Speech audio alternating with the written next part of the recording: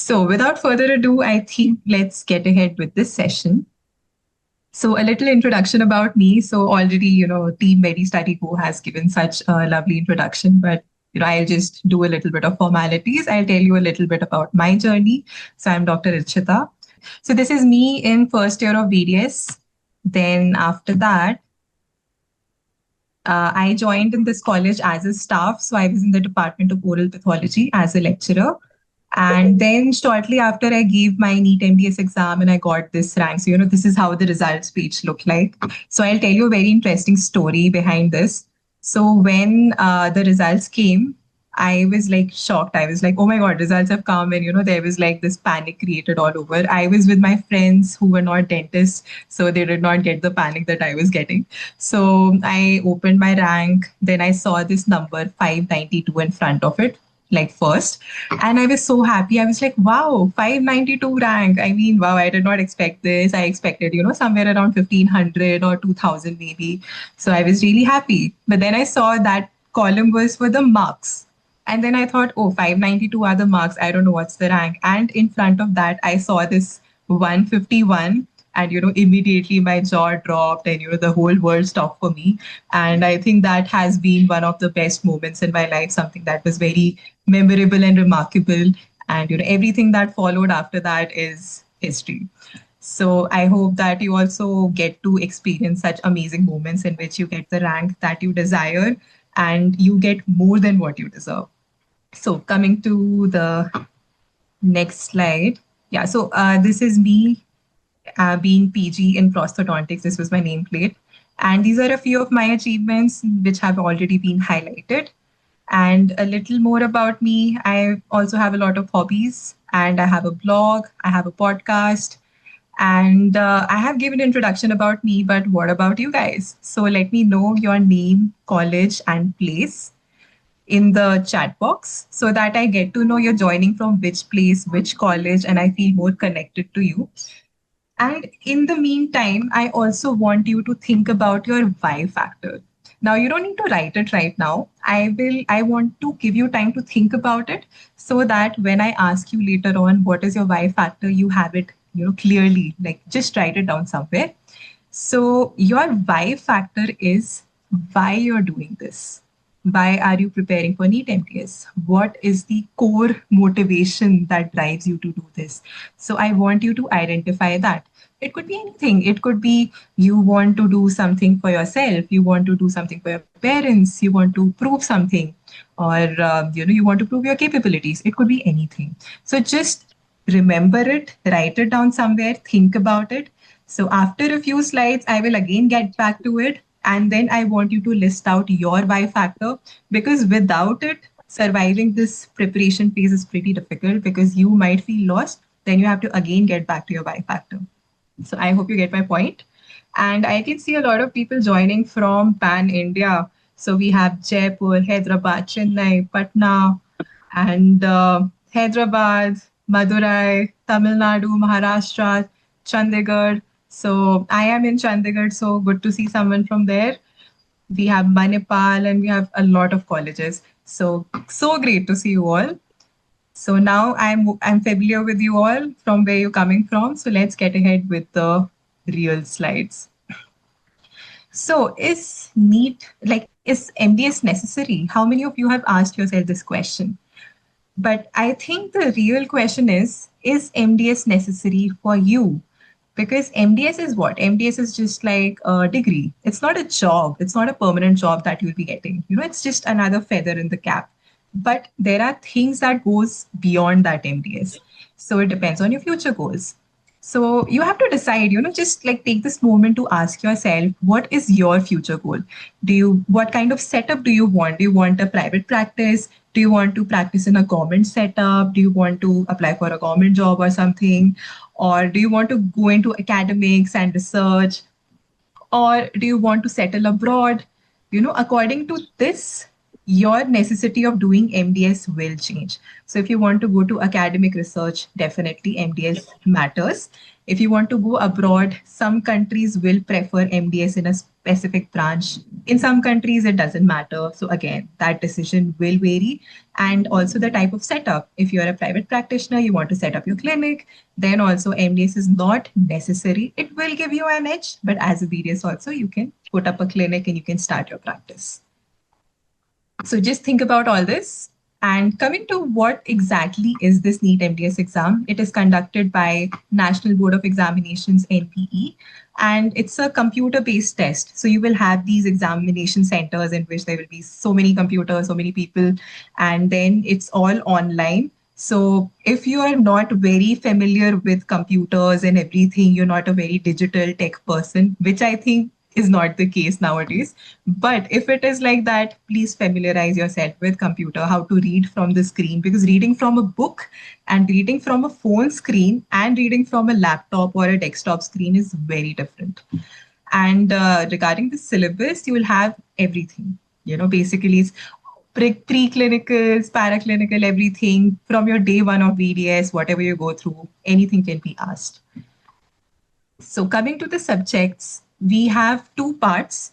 The patterns have been changing since the past few years, but this is the basic pattern which is there on the NB website also. So you have part A, which basically comprises of all the medical questions. So as you can see, the number of questions which are there for each part, it is almost equal, 14 marks each. So that means there is equal weightage for each and every subject. Nowadays, what happens is that they are not giving questions from like one particular subject. For example, they will give a question. A patient walked in, he had these symptoms, and what he was taking these medications, what was the side effect. So, they'll mix up a few subjects. They have mixed up medicine, pharma, physiology. So that's how they again vary the percentage of the weightage which has to be given to each and every subject. But nothing too complicated. Everything will be from the syllabus. And coming to part B, which is all the dentistry related subjects. So you have all these dental materials to public health dentistry, everything is there.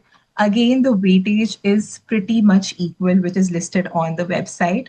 So we will take that into consideration.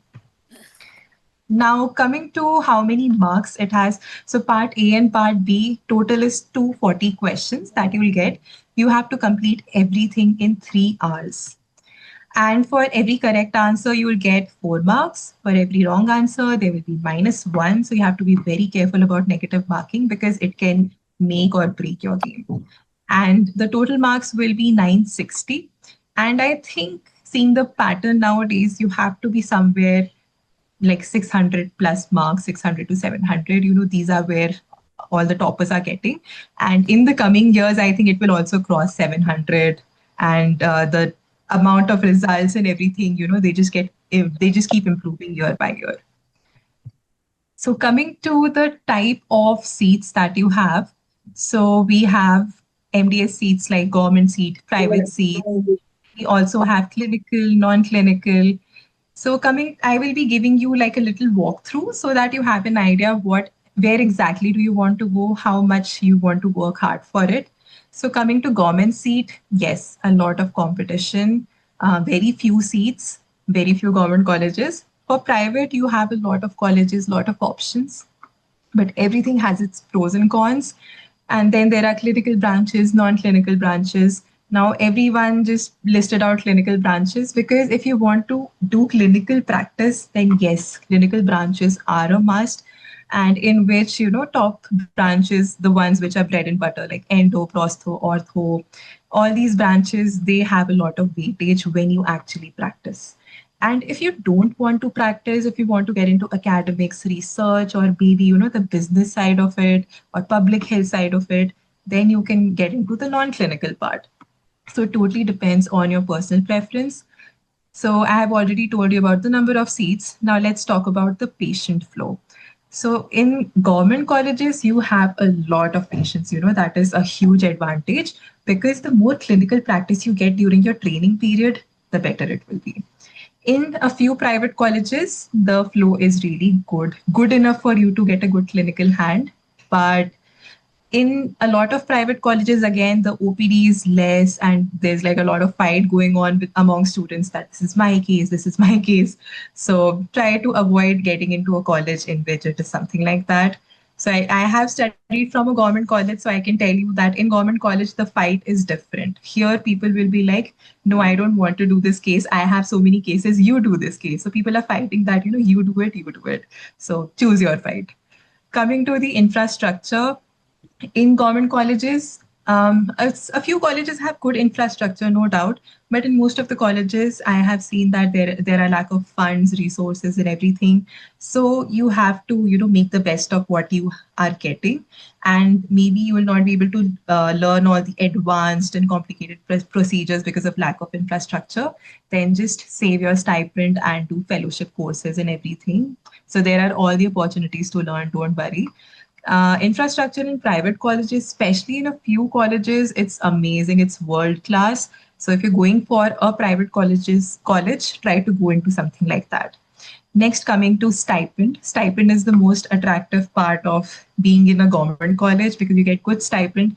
I used to get somewhere around 60,000 per month, which was good enough for me as a student. And if there are a lot of colleges, like especially in the north side, central universities, which also give you like 80, 90, 1 lakh per month also. So you will be independent, you will be able to sustain your studies, you'll be able to support your family. So it's a good feeling. And I can proudly say that I did all my MDS education based on my own expenses because my fees was what, 10,000 per year. So it was like in 30,000 per year, I in 30,000 rupees, I just finished my whole MDS. And other expenses are there, obviously, books, instruments, everything, but you will be able to do that from your stipend. Coming to teaching staff, in government colleges, you will get a lot of experienced staff, like the people are there since years and years, 10, 15 years, 20 years. So in private colleges, again, you will get a lot of experienced staff. And I have seen in private colleges, people are very upfront and proactive for research and, updating themselves more and more because this is the need. And also, I feel teaching staff is a bit friendlier in private colleges. So, you have to choose which one you want. Coming to the research work and the library and the setup. So, I feel that research work is done more in private colleges. In government colleges, mostly you have so much workload of cases that you don't have time to do research. This is something that even I experienced. And coming to credibility, again, the college is like a brand that you carry with yourself. It does have credibility, if especially if you do it from really good and renowned institutions. But always remember that college is only for 3 years, but your branch is for a lifetime. So when in doubt, always choose the branch. You will always be called as a prosthodontist, endodontist, orthodontist, not someone from XYZ college, you know. So I hope you get my point here. Now, coming to the right mindset, which is needed for NEET MDS exam, I am putting this slide first before talking about the preps because you really need to warm up on that. So, how many of you have such doubts? Even if you can resonate with two of them, just type yes in the chat box so that we know that you're not alone in this. There are a lot of people going through the similar doubts. So, a few doubts that you have is, what can I crack? If I can crack it in the first attempt, what if I'm good enough? Or I didn't study that well in my BDS years. Can I still get a good rank? Can I survive the competition? So if you have any of such doubts and queries, just type yes in the chat box. Let's see how many can resonate with it. And also in the meantime, I want you to list out your why factor. I'm sure you must have thought about it till now that why do you want to do the NEET MDS preps? What keeps you here? So also this is the time when you list it out in the chat box for everyone to see, wear it proudly. Your why factor should be like a badge that you wear. So I'm also eagerly waiting for such responses. Yeah, I can see a lot of yeses. Okay, so coming to the parts of preparation, we'll get to the real part. So the preparation is done in two parts. One is theory and one is MCQs. Now, theory is also a very big part of the preparation. And it is the base, it is the core. If you're not good in theory, then nothing can be done. It's not like magically you will do MCQ like 1, 2, 3, 4. Yeah, let's trust God and just put one tick mark. It doesn't work in real world, I feel. So for your theory, your 4 years of BDS are very important. So if there's someone who is a BDS student and wants to prepare for NEET MDS, at the same time, then it's really very important that you focus on your theory, on your basics, get it right. And if you're an intern or a dropper who has already done BDS, don't think that, okay, I have completed it. How can I get back to theory now? Now, for you, the approach is different, which I'll be talking about in my future slides. So, focus more on MCQ based theory preparation. Okay, so coming to the first question, what is the right time to start the preparations? So, I always say that as soon as you enter BDS, your first day in your first year, that is the time from which your preparation has started. Because they're going to ask everything that's going to be in the BDS time, right? And if you're wondering that that day has passed, what is the right time to prepare now? The answer to it is right now. Today, this moment itself is the right time to prepare for it. And coming to the more practical part, if you ask me, I think 1 year of internship is enough. 1 year of dedicated preparation time. Maybe if you're a dropper and you're taking 1 year off, it is enough for that. You don't need 5, 10, 15 years for this. A lot of people used to ask me if I started preparing from my BDS days, first year BDS itself. But no, till my first to fourth year BDS, I did not pick up any MCQ books. All I was doing was reading theory and getting my basics right. Because of that, I was able to switch on to MCQs pretty fast. And then I just had to grasp how to solve MCQs and, understand that pattern. But in reality, if your theory is good, your MCQs will automatically be good. Now, coming to when should you start solving MCQs? Now, as I said, in your internship, as soon as it starts, you can start solving MCQs. Before that, try to focus more on theory. But if you want to prepare MCQs from your BDS days itself, then what you can do is suppose one topic or chapter is completed in the class. So you go make notes, university exam preparations, and everything. And after that, just pick up a book, basic book in which MCQs are there. For example, Dental Pulse, Dental Triplet. These are a few books that are popular nowadays. Dental Pulse is there since a long time, so you can always go ahead with it. And just pick up the MCQs and start solving for that particular topic. So it will also help you in grasping your concepts for Viva, because NEET MDS preparation is not, subjective. You need to have a very good, strong hold on basics, and you need to have the concepts key clarity. Only then it will matter. Now, coming to the next one, do I have to read all the standard books? The answer to it is no. Because if you start reading standard books, it will take you another 5 years for this preparation to be over. Because you have so many subjects, you have what, 19, 20 subjects. And for that, if you start opening standard books for each one of them, it's going to take forever. So here you have to study smart. So I always say that read the explanations of the MCQs as you're solving it. Don't leave the explanations part. Don't leave the synopsis part. Because in explanations, everything has been taken from standard books. They even give you the reference. So reading those explanations is equivalent to reading those standard books. And you should only revert back to books or standard books when you are really doubtful about a topic. For example, in dental materials, there was this gypsum setting graph or properties of gypsum. So I used to get very confused that what exactly it is. And that was the time when I opened my Phillips. I again looked at it, tried to understand the core concept. And then through that, I was able to solve many MCQs. So only do it selectively for those topics. For each and every topic, just stop picking up your books all the time. So you have to be smart with your timings. And if you're preparing as a BDS student, you have to prioritize on your university exams. Because what happens is that we start solving MCQs, we forget about the subjective part, making notes and the theory papers and everything. And in the end, you do very bad in your university exams. But remember, you have to pass your university exams first, only then you will qualify for NEET MDS exam.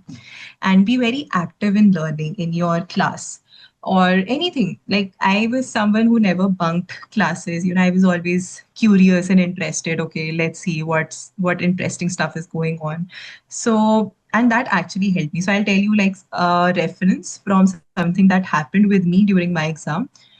It was, I think, AIMS exam, and there was a question which was asked somewhat relating to we have that instrument, in which we see the blood hemoglobin level, we calculate it.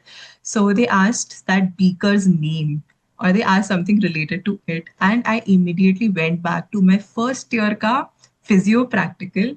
And I was like, okay, I remember what sir was saying. He was mentioning about this instrument. Yeah, we were doing this experiment or something. And, I had to go back to that time. So just because I was active in learning in that moment, it helped me in solving that MCQ. So I want you to be totally present and active in learning everything, be it your first year BDS practicals or be it your internship में clinical postings. Be curious, ask questions, try to learn as much as you can. And it's very important to clear your basics, because if your basic concepts are not cleared, you will not be able to crack this exam. And understanding basics is not that difficult. That's why we call it basics. So stop running for advanced stuff first. Just try to focus on the basics. What is this classification? Why it happens? What is the core thing behind it? Try to focus on understanding that. No cramming, only understanding. Except for pharma, you have to cram a lot. And try to read more standard books in your BDS time, because what happens is that because now you have time, right? If you're in internship, then I would not recommend that. But if you have time as a media student, many sentences and many images are taken from the standard textbooks. So if you are familiar with that, then it will give you an advantage. And try to correlate and apply your knowledge everywhere. So again, be a curious cat and ask questions whenever you want, and try to learn from your seniors, your staff. This will really help you. So you can take a screenshot of it if you want. So this is like a flow chart that I've made for you, how you have to go about things. First, read the topic before class. For example, you have a topic in BDS, diabetes. Okay. So diabetes mellitus is the topic. Read about it before class. Just open the textbook, read it. You will not understand a lot of things, but then there will be some things going in your brain subconsciously. Then after the class, you read your basic textbooks. Then you read the standard textbooks. When you read the basic textbook, you will get a gist of the topic. After that, when you will try to read the standard textbooks, you will get more understanding of that concept. Then you make your notes immediately. Don't wait till exam time. If you already have all your notes prepared in exam time, you just have to revise them. Then solve that topic from Dental Pulse, and you can add all those extra pointers that you find in Dental Pulse in your revision notes. This will also help you a lot in Viva. If you are an intern, then studying an internship, it is a bit different. Here, time crunch is there. Time is everything. You have to manage your time. So for that, just do smart study. Now everything has to be reversed. Earlier we were studying theory, then MCQs.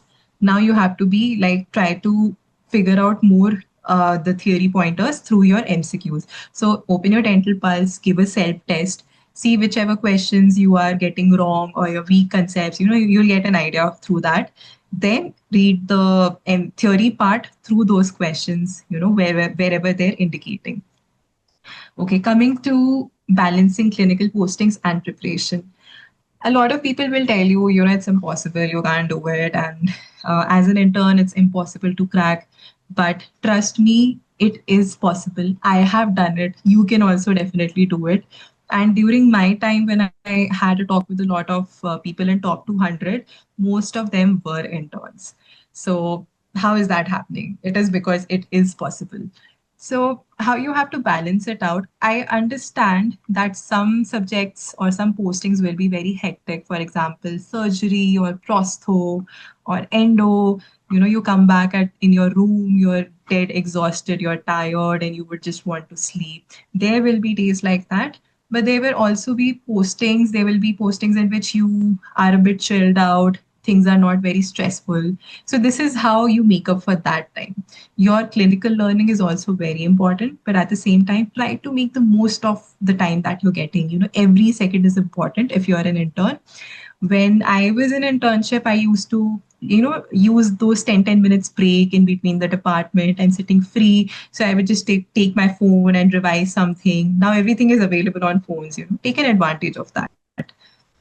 And this is a logic that I have, that is, the first attempt is the best attempt, because you don't have any pressure on your mind that, oh, okay, I have to crack this exam, or what people will talk about me. So you have a lot of pressures in your mind if you're giving things as a dropper. But again, there you have separate amount of advantages, but at least the pressure is less when you are giving it as an intern. For example, if you don't get your preferred rank, you can always say, oh, I'm just an intern, it's okay, nobody will say anything. So it is the best attempt, it is the most relaxed attempt that you can give. So study properly in your internship, make a timetable, study well, you will be able to do it. So this is again a flow chart that I made for you guys interns. So set your topic goals for the days. For example, today you want to study oral surgery, you want to study about exodontia or impactions, and you are also posted in surgery. That is another advantage. So you learn all that in your clinical postings, try to correlate with it. Then read the theory part, make the notes, go through the coaching's material. Everything has to be simultaneously done, and everything has to be very organized. Then solve the MCQs from Dental Pulse, solve the MCQs from your coaching materials, from your test series. Give a mock test. You have to evaluate what you have done, and then add your notes for revisions. For example, there were some topics that were weak, think the MCQs that you got wrong, just jot it down in your revision notebook. And if you are preparing as your dropper, it is very important that you assess first that what went wrong in the first attempt. Why did not things work out? It could be anything. It could be lack of revisions. Maybe you did not know how to study. Maybe you did not get time to study. Maybe your attempt was given very nervously. Maybe something lacking on the preparation part. Maybe something lacking in the attempt part. It could be anything. So first figure that out, then assess your mistakes. That, if okay, if this has gone wrong, how can I rectify it? And then focus more on revisions and mock exams, because revisions and mock exams are a game changer for you. Now, you have to make a schedule, which is very important. Try to avoid mixing up multiple schedules from coaching institutions, and then your own schedule is there. Someone else is saying something else. So try to avoid all that. Just stick to one. So, from which subject you should start? So, this is the sequence. First, start with the easiest subject. So, why I'm saying that is because once you start the preparation, there's a lot of dilemma and anxiety that is involved. That, okay, this is an entirely new way of preparing MCQs. Okay, how do I have to do it? How I have to study? And on top of that, if you have a very difficult subject, like I used to find pharma very difficult. If I would have started with pharma, I think a lot of stress would have gone into, I don't understand pharma, I don't understand MCQs. So both the things are, going down. But if you have an easy subject, for example, I really liked ortho. So ortho was good, and I could connect to it. It was just done in my final year, like 1 year back. So ortho subject understanding was not a problem. Only thing that I had to deal was how to solve MCQs. So that gave me a momentum and an edge. So once I did about 2, 3 of easy subjects, then I moved on to moderate and difficult subjects. And since I had a flow and momentum of doing things, so it was easy for me. Then, in the end of your preparation, again, you move on to easy subjects. So you have to list out for yourself which subjects are easy, which are moderate. or difficult, which are again easy. So once you have that list, it will be easier for you to allocate all those things in your preparation months. So why am I saying that you have to do easy subjects in the end? Just imagine that you find medicine, general medicine, very difficult, because a lot of people do. And it's just like 1 month remaining for the exam. You open your general medicine book for the first time, you see the MCQs for the first time, and you're like, oh my God, I don't know anything. I'm going to fail. I'm not going to crack it. It's going to be difficult. So at that time, you want to reduce the exam anxiety. You want to get that confidence boost up. So for that, again, switch on to easy subjects. All right, coming to how many hours to study. Study for about 5 to 6 hours as an intern. It's enough. With your clinical postings, if you're able to take out 5 to 6 hours, it's good enough. And as the exam is coming closer, like I think now you have about 6 months, but when there will be like 1 month left for the exam, you will have to increase your study hours. So increase it up to 10 to 14 hours. I used to study for 14 hours also in the end, because it was important. And then I had a method of studying. I used to really follow the Pomodoro method of studying, in which I only used to study for 25 minutes, then take a 5 minute break. So if you do it religiously, then it has happened with me, so I'll also suggest it to you. You will not get tired. Like, you will always be recharged even after 10 to 14 hours of studying. So you can also give it a try.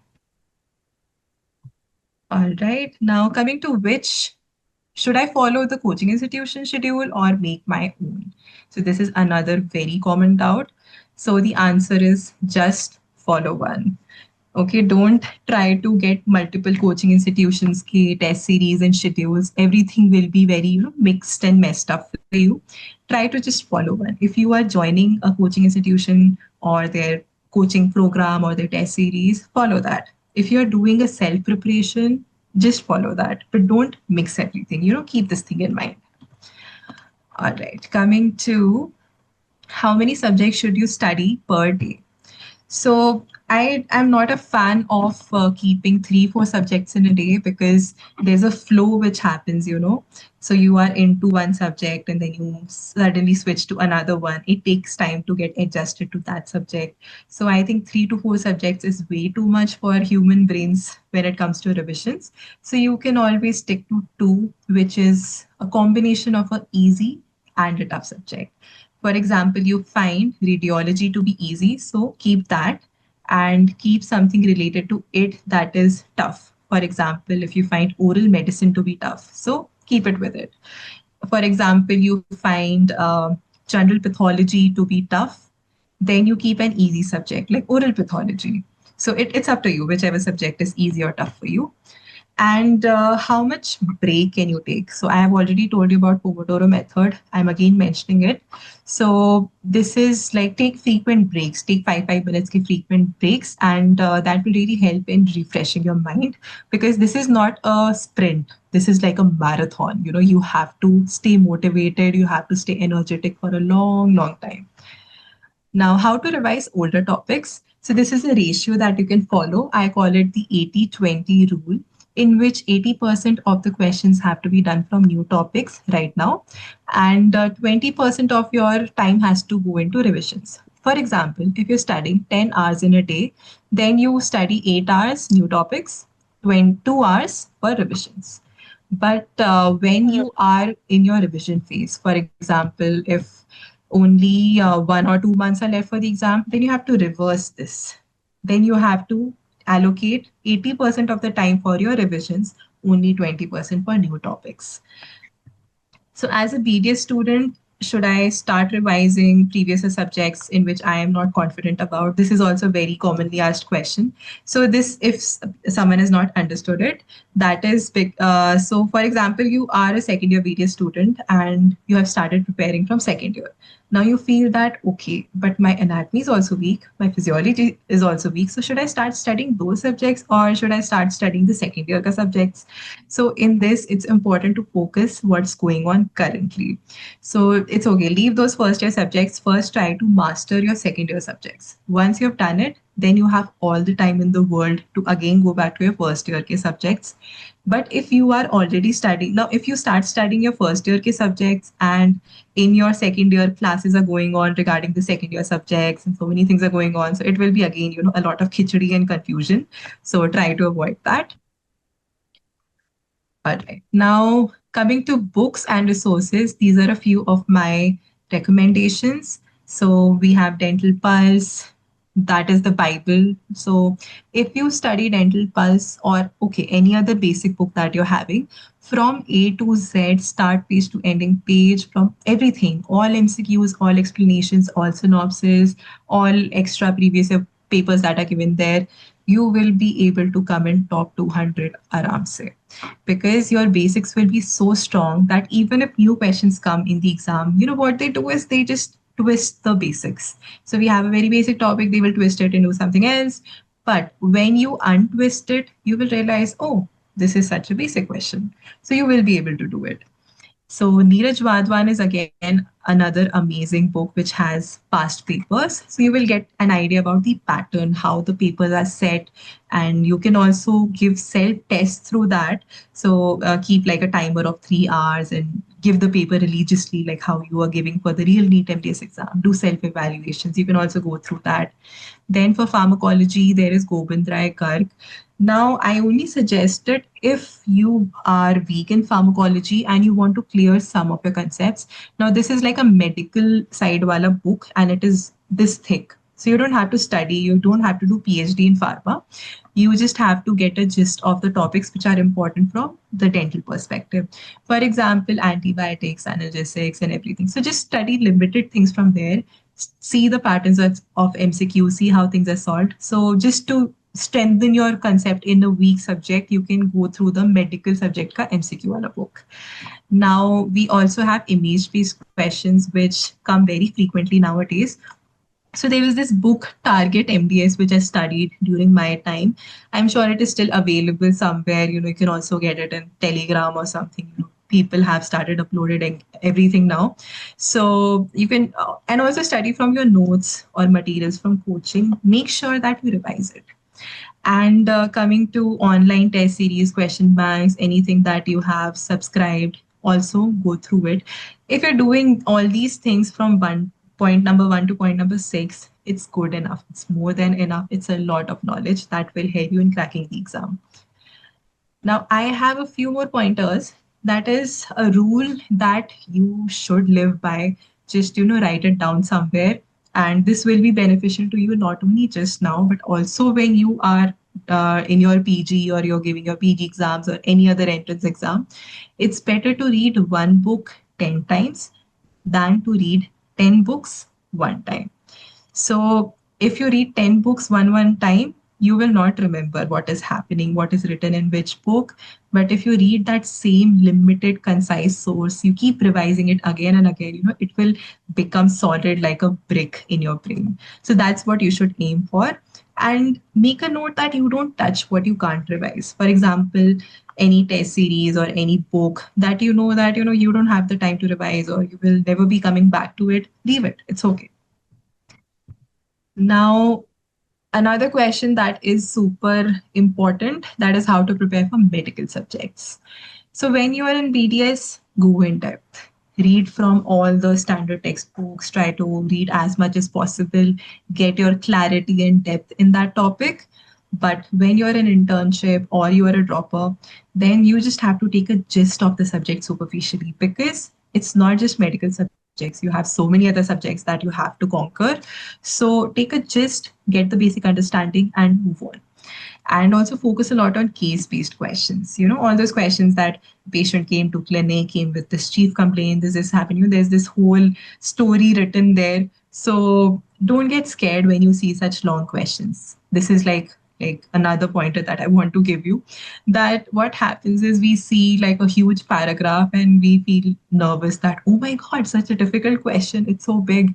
But that's not true. The longer a question is, the easier it is to solve, because they have already given you so many hints. And one trick is to read the last sentence first. read the last line first, because the real question would be given in that last line. So, for example, if you read the last line first and then you read the paragraph, sometimes you will also realize that the whole paragraph was just to confuse you. It was irrelevant. And only the last line is the real answer. Like, even if you don't read the paragraph, you will still be able to answer it. They trick you sometimes like that. But if that paragraph is relevant, then at least you would know what to look for in that paragraph, because in the end, what they're asking you can pinpoint on it. And you have a lot of resources that are there on the internet, YouTube, to understand the concepts. Even MediStudyGo has a lot of mind maps and things that are curated for you. So you have all the resources in the world. Try to watch videos, try to see pictures. Just reading text will not get you the understanding of those medical subjects. If you're reading about a disease, also see, explore more beyond it. I even used to watch the case reports on YouTube. For example, if I'm studying about tuberculosis or something, then I used to just type on YouTube tuberculosis patient. Then some tuberculosis patient would be talking about their symptoms, or a doctor telling about his patient's symptoms. So when I used to watch that video, then things would be clearer in my brain. So you can also give that a try. Now, this is another trick that is super, super effective. This is called a revision chart. So, how you have to make it, I've given you an example like this. What you can do is you can just take your index of Dental Pulse or any other basic book and just write down the names of the topics. Or you can also consider the index itself. And whenever you are done with the topic, for example, Pulse, topic test from your coaching institution, or you've made notes, just put a tick mark in front of it. Now, for example, after one or two revisions, these are the tick marks. So now you will get an idea that, okay, I have only studied physical properties once and I've studied impression materials thrice. So now during my next revision, do I need to study impression materials again? No, I've already studied it multiple times. So you will be able to pinpoint on what are your weaknesses, what to study, and whichever things you're missing out on, you can also just keep that in mind.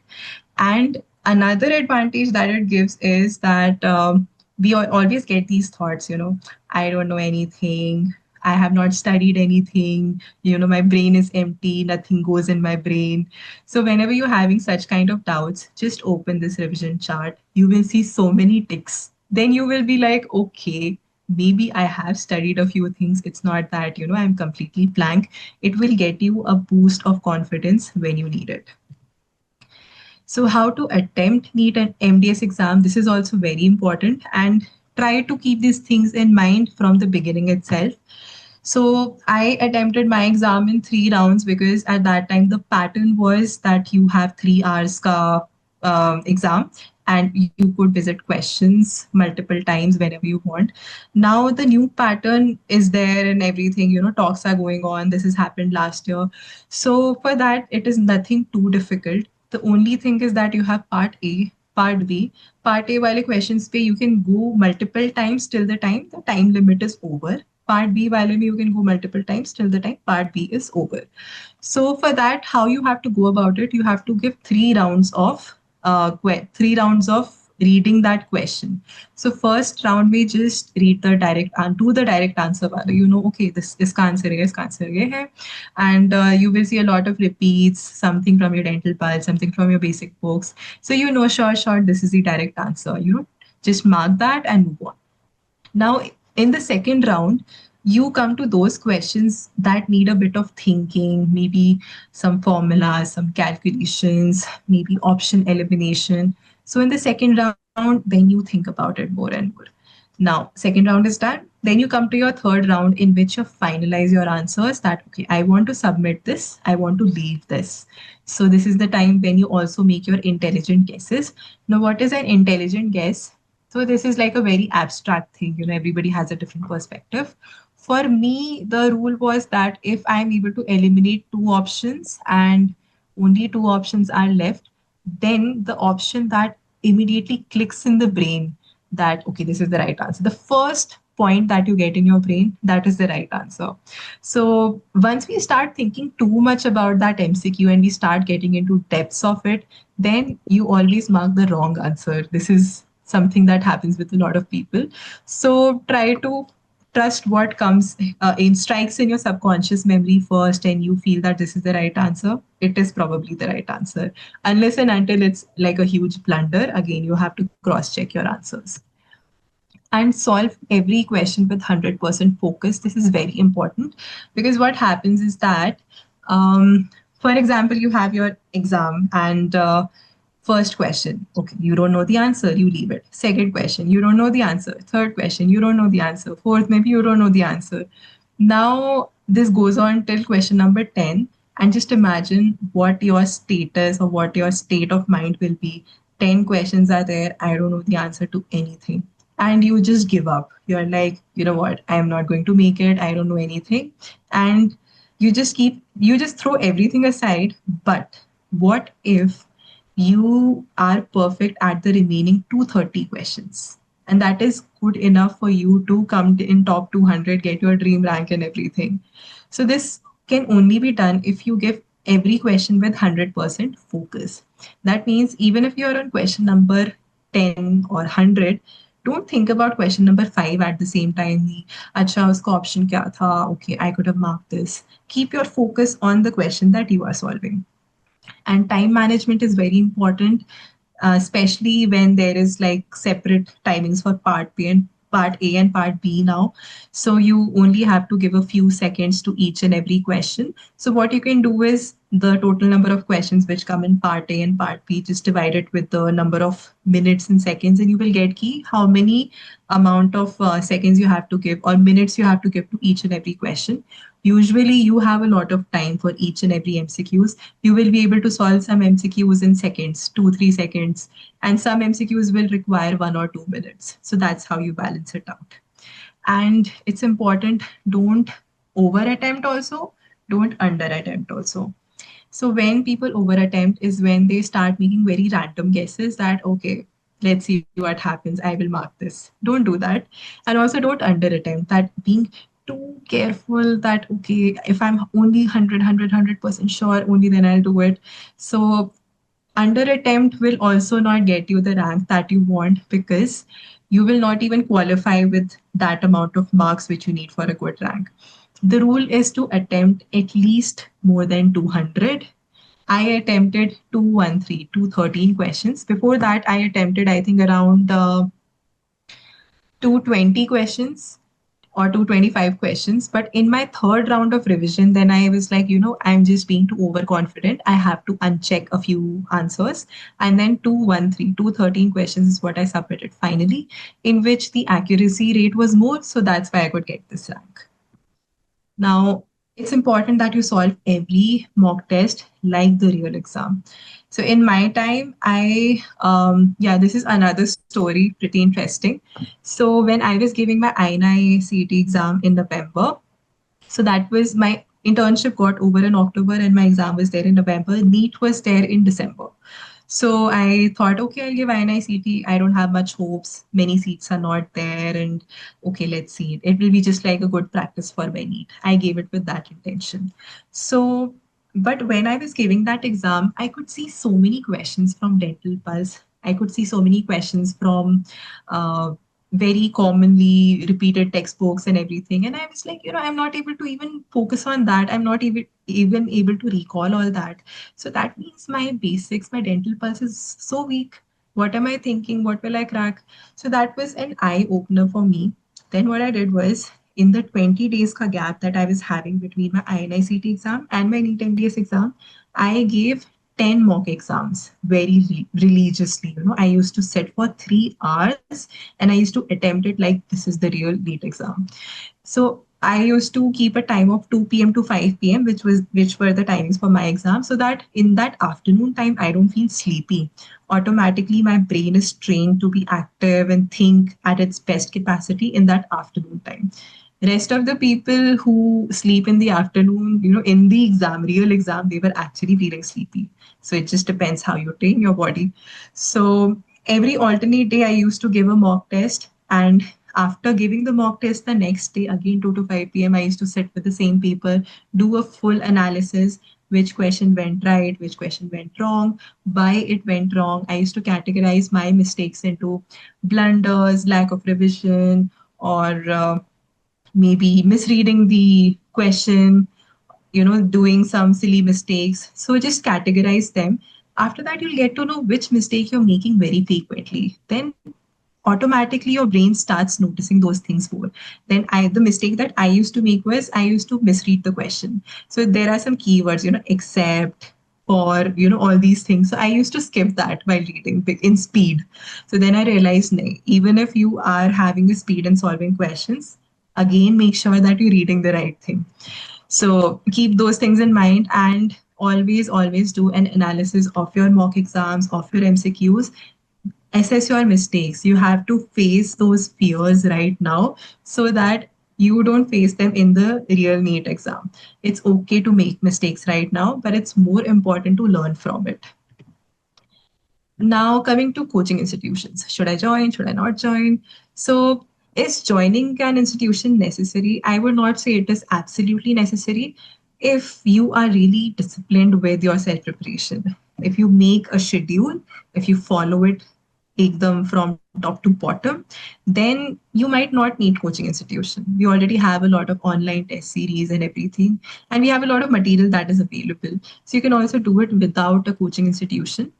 But if you are someone who's not very disciplined and you need a direction, a pathway, for example, if you're an intern, you don't have time to sit what is important, what is not important. You just need a paki pakai khichdi, you just need a cooked meal that you just want to consume. So then you can join an institution. And which one to join? So I don't want to specify on one institution because there is no perfect coaching institution. I'll be very honest with you. Every institution has its pros and cons, and maybe one mentor might work for you, the other one might not. Maybe one person likes a mentor a lot, they resonate with them, and you feel that, I'm not able to understand what they're talking. So you have to really explore on that and take demo classes. Don't follow the crowd. This person is joining this institution, then I will also join. Just take demo classes, see how you're able to understand that mentor's words and teachings. And also don't join multiple institutions. It's a big blunder which people make. People think that if I just take multiple institutions, I will get multiple material and it will be sufficient for me to crack the exam.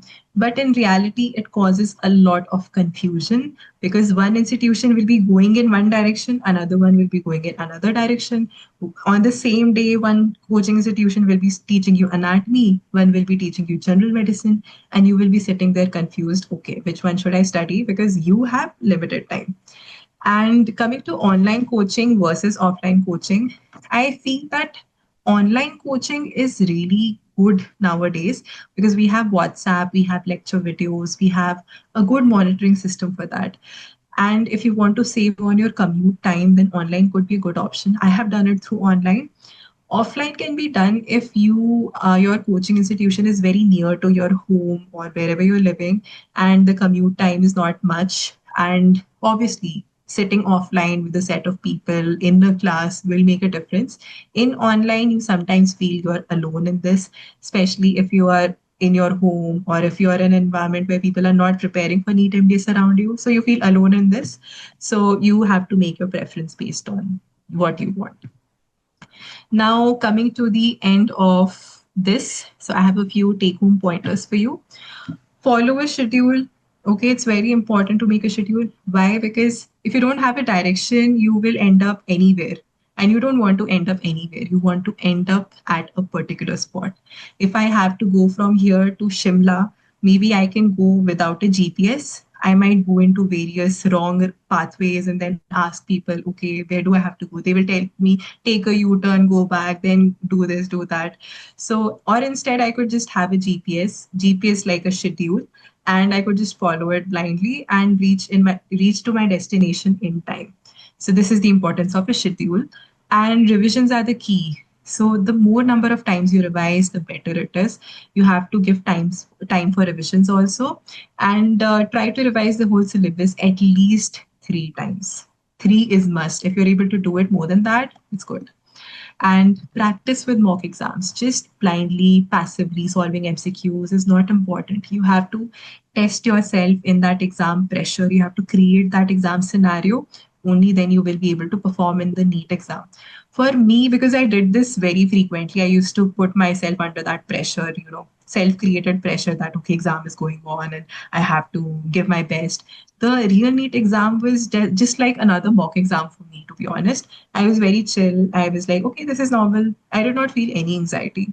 So I want you all to train yourself like that. Now you have time, you have plenty of time to do it. So get ahead with it. And always do analysis of your mistakes. Don't fear in facing yourself that, oh, I did 50% wrong MCQs, I'm a loser. Don't think like that. At least now you know what are the chances that you get those 50% of the questions wrong. So now don't try to do the same thing in your real NEET MTS exam. So all your mistakes that are happening right now are actually a blessing. And if you take that blessing, only then there's a use of it. And it's important to stay very positive. I know that a lot of you might be facing phases where there's a lot of negativity, self-doubt. Maybe people around you are not very positive. They're trying to demotivate you. So in this, again, I told you your why factor. Why you're doing this, always remind yourself of that. I wrote my why factor and stuck it in front of my study table. Whenever I used to feel demotivated, I used to be like, okay, I'm doing this because of this, so I have to give my best shot. So I can see a lot of people's why factors, and it's so wow. It's interesting that people have such deeper meaning, right? So people want to gain deeper knowledge, better understanding. People are passionate about a field, and someone wants to feel confident about it. Someone wants to prove themselves. They don't want to settle for less, and it's like a hard earned hard work that they want to get. So amazing. I can see really pure intentions behind this. So your why factor will always help you out. Now, coming to the question part. So, I hope this session was helpful for you and that I was able to answer most of your queries. If not, you can mention them in the chat box because I'll be taking up questions now. And if the time permits, we will try to solve many of your queries. If the time doesn't permit, you can also message me on my Instagram handle, which is the Dental Rockstar. You can always tell me that I attended your webinar and I have this doubt. I will get back to you in 1 or 2 days. So people, if you have any doubts, we can take them now, or else you can just message me on Instagram. Okay, we have a few doubts now. How was INICT different from NEET? So INICT exam is more concept oriented, like what used to happen in the older times, the AIMS exam or the INICT exam, which is now, it used to be more case based in which you have to think a lot, you have to use your brain. And NEET exam was very direct. Iska answer ye, iska answer ye. So, but now the trend is changing. INICT exam also gives you direct answers, and NEET MDS exam has also become very thinking related, that you have case-based scenarios, you have many complex things happening in the NEET MDS exam also. And another difference is the amount of questions. You have 180 questions for INICT. No, you have 200 questions. And I think I'm getting confused between two. And the timing is the same, 3 hours. And for NEET MDS, you have more amount of questions. So again, time management is different. And the frequency of exam, INICT happens every 6 months. The number of seats are very less. And NEET MDS exam happens only once in a year. Another next question is, ma'am, how to make notes? Like, should I just read Pulse and add points there if needed, or should I add Pulse points in my lecture notes too? So now for this, I want to tell you very clearly, don't waste your time in making notes. This is not a competitive exam for who has the best notes. Your notes should go to your brain. That is more important. So just keep one source. If you want to keep things in your lecture notes, then write everything in your lecture notes. If you want everything in Dental Pulse, write your lecture notes ke extra pointers in your Dental Pulse. But there should be only one source of revision, and make smart notes. You don't have to be like a printing press and Xerox copy machine, just copy pasting everything. Those are not notes which will help you. Only write the things that are new to you, that you want to revise, that you're weak in. Only write those things in your notes, so that you are tackling the weak points. There's no point in studying things which are already strong. So coming to the next question, which is good, Dental Triplet or Neeraj Wadhwan. So Dental Triplet is a book which is very comprehensive. It's like a different pattern. It's like Dental Pulse. You have topics divided, questions divided, extensive explanations. Neeraj Wadhwan is very oriented towards the question papers. So there you have this year ka question paper, question 1 to 40. These are the questions. And the explanation part is super, super extensive. So these are two different ways to go about the exam preparation. In the end, the resultant of both the books is the same. So for me, it was easier to go topic wise instead of going paper wise. If you want to go paper wise, you can go for Neeraj Wadhwan. But I suggest that in the first 6 months, try to solve your basic book like Dental Triplet or Dental Pulse, and later you can study Neeraj Wadhwan. So next question is, can you send all the slides in PDF form, please? Okay, I'll try to convert this into slides. But I think everything will be uploaded as a recorded thing, so you can also watch that. And okay, so we have other questions. 5 months, yes, it's good to prepare. Start preparing from now. The reality check is if you start preparing from now, you will be able to crack it, but you have to sit dedicatedly each and every year, each and every day. So we have other questions, but before that, Dr. Palak wants to announce something. So we will give this question answer round a pause and see if the time later permits it. We can do it. So Dr. Palak, over to you now. Thank Hi, you. Dr. Ichita. Yeah, Ishka will take it. Yes. So, Dr. Ichita, thank you so much, first of all, for this insightful, in-depth session. And I think everyone has benefited from this to quite a lot of extent. So, before we answer all the remaining questions, there's something that we want to, like another game that we would want to play with all of you who have attended this webinar on a Sunday with all of us. And it really means a lot that all of you have been online for such a long time, heard her so patiently. So, what we're going to do today is that since all of you have dropped the branch of your choice that you all are aiming to pursue your MDS in, so we'll do a small jackpot. What we're going to do here is Dr. Ichita will choose one person from the chat box list where all of you have dropped in your branch of choice, and MediStudy Go is going to gift that one person that subject the mind map book for free. So it's like, let's see who Dr. Ichita chooses in this. Right now, it's going to be live, and she's going to choose one person among all of you, whoever she thinks is supposed to be getting it, and then we send it for you at your place. So, Dr. Ishita, yeah, Okay, this is very right. difficult. I have to choose someone randomly. So, guys, for the ones I'm not taking the name, please don't feel bad. It's not personal preference. I'll be going very randomly. So, mm, okay, let me choose one. So it's Mansi Prostho. I'll be a bit biased here, Super, Prostho preference. So, Dr. Mansi, super. congratulations. You're getting the free mind map or notes, what it is exactly. Right. So, she's getting the prosthodontics mind map from MediStudy Go Okay. absolutely free. So, Mansi, are Okay. you here? Can you unmute yourself and we can just like interact maybe for a minute? Hello. Yes, ma'am. I'm Mansi. Hi. Thank you so Hi, much. Hello. Mansi. Congratulations. So, Dr. Ishita has chosen you, and you'll be getting the prosthodontics mind maps absolutely free from MediStudy Go. So, Thank you, ma'am. you can, yeah, right. So now coming over to like all of you are still dropping in all your doubts. So meanwhile, I would also like to share what offer we have for all of you who have attended this webinar today. So I'd just like to share my screen so that all of you can understand. Just a moment. Yeah, so is my screen visible to everyone? Yes. Correct. Okay. So after Dr. Ichita's webinar, what we could all understand was that she had emphasized on the fact that, it's very essential for us to keep exploring and learning from whichever source that is possible for us. And nowadays, everything is available on our mobiles just at the tap of a finger. So we at MediStudyGo have brought something for you all that makes learning too much fun, and it's also portable. So, you can do it anywhere, wherever you are, even when you're at your posting in your clinics. And it's just something that at the tap of your finger, you can revise anything under a minute. So I'd just like to show you all our new app.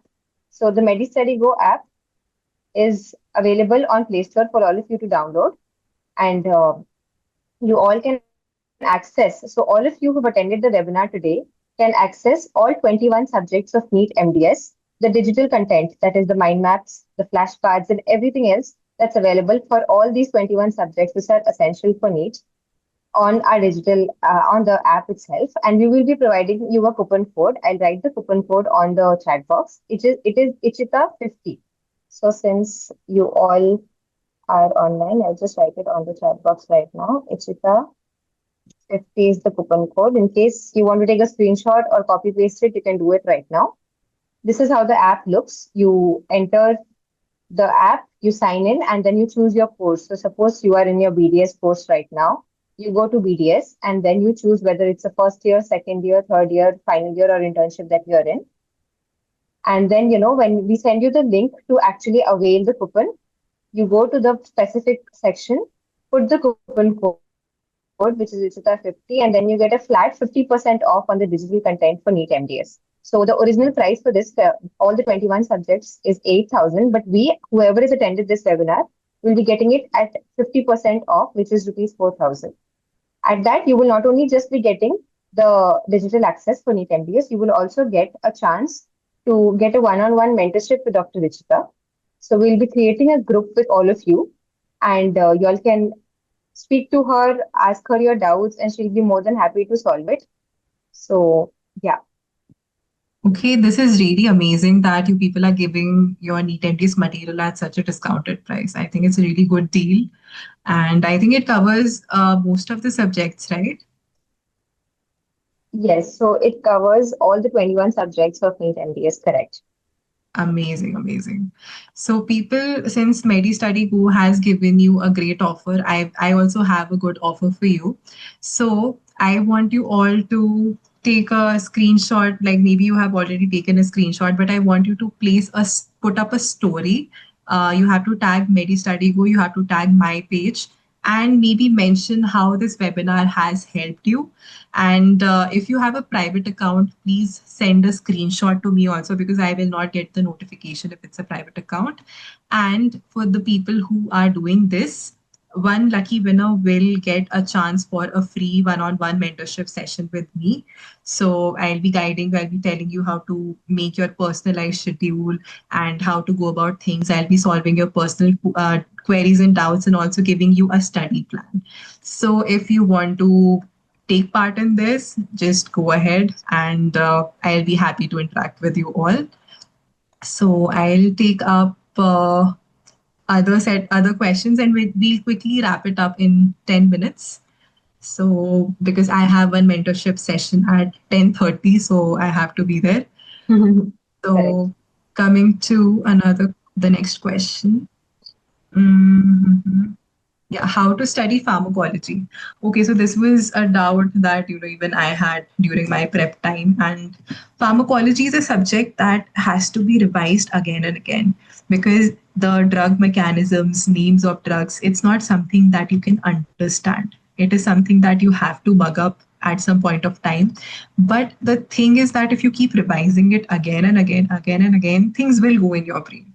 So for all my pharmacology classifications, I just, wrote it on a sticky note, and I placed it in front of my study table. Every day in the morning, I used to go through the classifications or the things that were very volatile for me. So repeated revisions is how you study pharmacology. Now, next question is, ma'am, if I can read only notes, can I get government seat? No. If you only read notes, then you might not get it because you also have to solve MCQs. You have to become a master at attempting the questions. Just by passively reading something will not give you the desired rank, because this is not what you are getting evaluated on. You're getting evaluated on how well you're attempting the exam. Coming to the next question, is it true that you need to be in top 50 ranks in mocks to be a topper? Good question. Good question. I want to burst the bubble here.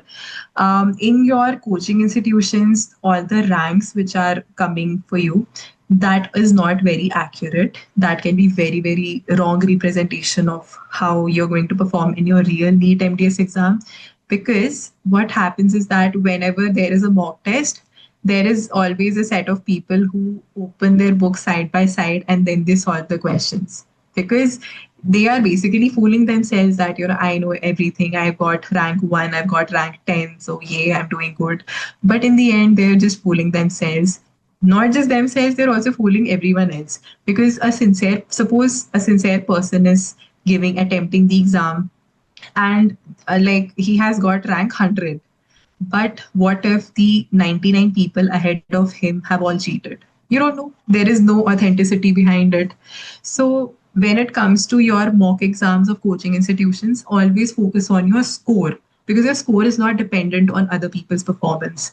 So, have a score chart that is in your first exam. If you got 500 marks, try to get to at least 530 in the next one, 550 in the next one. Like this, make a graph which should only go up and up. If it's going down, then try to figure out why it's going down. Ma'am, is there something different about seats? So I don't know what that means. Maybe you can clarify it now, doctor. Ma'am, is it okay to study pharma from Sparsh Gupta? Yes, you can study it. It's a good book, but don't get to the depths of it, because we will not be asked about X, Y, Z, A, B, C, D, everything of pharma. It will only be very specific things which are relevant to dentistry. When to start giving mock and grant test? I think in the last 6 months, start giving mock exams. Don't wait till the time you feel prepared enough. You will never feel prepared enough. Even on the day of NEET MDS exam, you will feel that, oh, I have not revised this, I've not studied this, I'm not prepared enough. You will never feel prepared enough. And you just have to make best of whatever knowledge you have. If today you have 20% of the knowledge, then in the mock exam, use that 20% to your 100%. You have to make the best of what you know. Next question is, ma'am, not giving INICT November due to lack of preparation, will it affect anyhow, like losing opportunity? Not really, because I don't know if INICT November registrations are like, I think yeah, registrations might be closed by now. I don't think you should skip on any exam because of lack of preparation. As I said, you will never be prepared enough. You will never feel that you're prepared for exam. But give it a shot. What's the worst that can happen? Your rank will be bad. It's okay. Nobody cares. It's like your rank will not be put up in a newspaper that, oh, doctor this got rank 10,000. Shame on you. There will be nothing like that. So just try to give all the exams that are possible. Coming to next one, I get a little inconsistent with prep with internship. Like some days I study so much, another day I'll not have strength or time to do anything. What to do with this? Right. This is a very valid doubt. In internship, as I said, some postings will be very taxing, some postings will be very chill. So the graph will go up and down. It's like a roller coaster ride. I totally agree. But try to be consistent each and every single day. Maybe in the times when you don't have the strength to do anything, I'm not asking you to pick up a difficult subject and read it, try to understand it. Maybe pick up a topic that you've already revised. Maybe you're just flipping pages, maybe you're just passively looking at things, but don't skip reading that day at all. Try to read at least for 1 or 2 hours, but consistency is the key. Even that small set of revision with low energy, once you're revising it, it will again add up to your advantage. Ma'am, is solving pulse very much important for NEET MDS exam, or can we go with the question bank of coaching only? It depends. If your question bank of coaching is very extensive and you have full faith in it, then maybe you can go ahead with it. But I think Dental Pulse is a book that has evolved very well when it comes to previous year question papers, and a lot of updations have been happening. So I would personally tell you that solve Pulse, and your question bank will be an add-on to it. But don't skip Pulse. Is it weird to ask, ma'am, but I'm having one missing teeth? Am I eligible for RV dental core?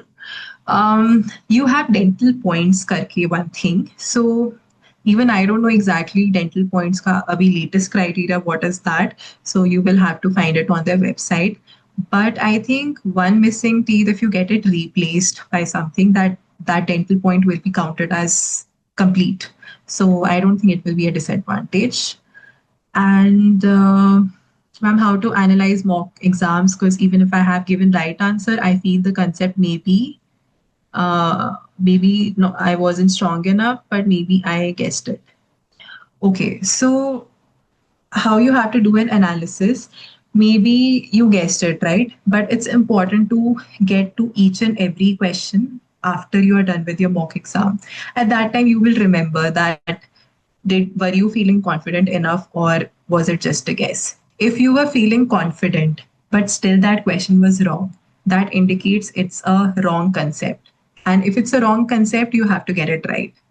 And if you were underconfident about it but the question got right, that means yes, you were underconfident, but at least you were thinking in the right direction. So now you just have to revise it and strengthen that topic. And right. So I hope you're getting the pattern, how you have to see it. So you just have to categorize your mistakes into lack of revision, blunder, misreading the question, or lack of time. Just try to list out your limitations and work towards it. Okay, now we will go through the last question. Ma'am, how to deal with burnout? So the thing to deal with burnout is you have to take frequent breaks. Break doesn't mean that studying for one day and not studying for 10 days. Break means you just take some time off to do the things that you love. On weekend, I'm not saying that stop going out, stop eating out, stop watching movies.